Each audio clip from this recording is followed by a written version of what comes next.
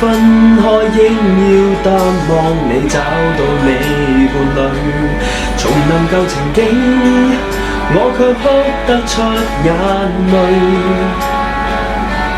時常在聯想，你會溫馨的抱他午睡，然而自己現在沒任何權利再抱怨一句，我再沒勇氣向你講舊事，沒有勇氣相愛另一次，為你將睡眠忘記，通宵傾談，但已經頓成往事，還是記起無道理的對罵，是年紀小的不智，今天你能忘記，只得我懷念，多麼諷刺。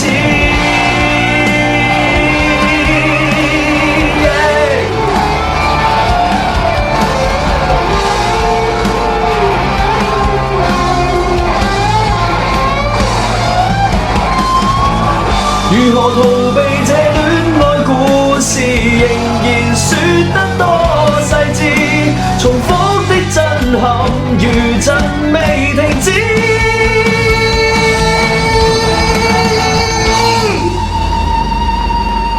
我再沒勇氣向你講舊事，沒有勇氣相愛另一次，為你將睡眠忘記，通宵傾談，但已經頓成往事，還是記起無道理的對罵，是年紀小的不智，今天你回頭看這一個男孩子，我再面對你說到生活時，後悔過往的幼稚爭議，沒你的動人時節，喧嘩歡談亦已經並無意義，閒話到此，遺憾到此，結論是回憶總要到此，雖則你難忘記，這戀愛遺物總須棄置。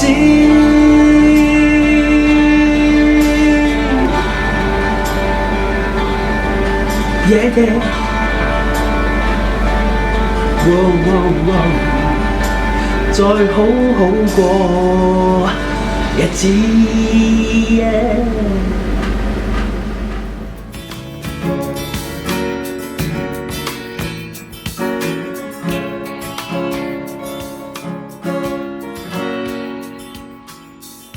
那些胭脂色的香檳色的伸手可折的，圓圓圓如處處有緣都放在眼前，害怕採花天下路遠。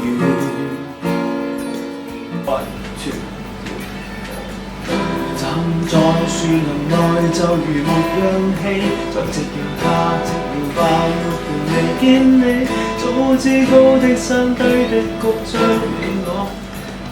再嚟。